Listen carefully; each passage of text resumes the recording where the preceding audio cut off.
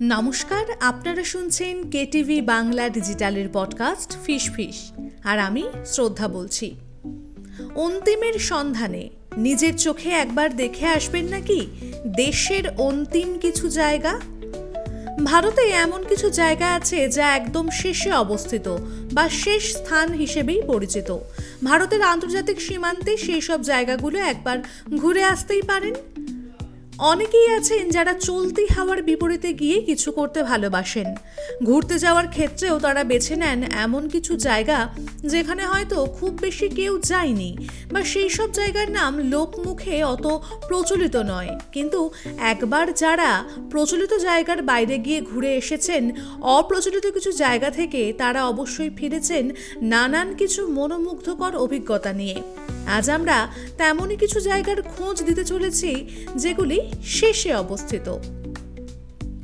দেশের শেষ দোকান বা হিন্দুস্তান কা অন্তিম দোকান। পাহাড়ের গায়েই অতি সাধারণ একটি দোকান। ভিতরে বসার জায়গা থাকলেও আড়ম্বরহীন তার চেহারা। উপরে নীল সাইনবোর্ডে হিন্দি ভাষায় লেখা হিন্দুস্তান কি অন্তিম দোকান। হ্যাঁ, আক্ষরিক অর্থেই এটি দেশের শেষ দোকান। উত্তরাখণ্ডের চামোলি জেলার ভারত চীন সীমান্তে এই দোকানটি অবস্থিত। এটি মূলত একটি চায়ের দোকান। দোকানের বয়স প্রায় 25 বছর। মালিকের নাম চন্দের সিং বরওয়াল। চা ছাড়াও টুকটাক মুখরোচক খাবার এখানে মেলে। সমুদ্র পৃষ্ঠ থেকে প্রায় 3118 মিটার উপরে এই দোকানটি অবস্থিত। হঠাৎ করে এরকম কিছু শুনলে ভয় লাগতেই পারে যে দেশের শেষ গ্রাম, অর্থাৎ শেষ গ্রামের অর্থ সীমান্তবর্তী গ্রাম। এরকম অনেক গ্রাম হয়তো দেশের অনেক সীমান্তবর্তী এলাকাতেই রয়েছে, কিন্তু উত্তরাখণ্ডের এই গ্রামটিকে সরকারিভাবে শেষ গ্রাম বলে জানানো হয়েছে। গ্রামে যাওয়ার পথে সাইনবোর্ডে লেখা ভারতের শেষ গ্রাম।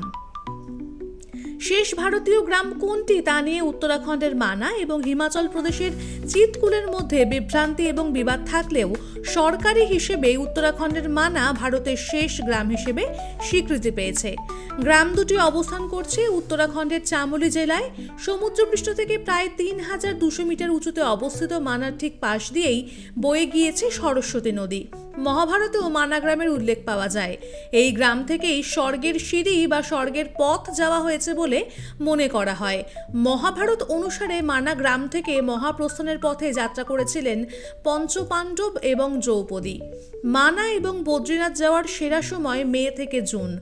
নভেম্বরের প্রথম সপ্তাহ পর্যন্ত এখানে ভ্রমণ করা যায়, তবে এরপর থেকে এই স্থান বরফে ঢেকে যায়। বদ্রীনাথ ছাড়াও নীলকণ্ঠ শৃঙ্গ, তপ্তকুণ্ড, বসুধারা, ব্যাস গুহা, ভীমাপুল ইত্যাদি মানার দর্শনীয় স্থান। দেশের শেষ রাস্তা তামিলনাড়ুর রামেশ্বরম দ্বীপে অবস্থিত ধনুষ্কোটি ভারতের শেষ ভূমি এবং এখানকার উপকূলবর্তী পথটিকে বলা হয় ভারতের শেষ পথ। এখানেই শ্রীলঙ্কার দূরত্ব 31 কিলোমিটার। 1964 সালের ডিসেম্বরে রামেশ্বরমে এই শহরে এক প্রবল ঘূর্ণিঝড় হয়। তার ফলে শহরটি একটি ধ্বংসস্তূপে পরিণত হয়। সরকার থেকেও বসবাসের অনুপযোগী বলে ঘোষণা করা হয়।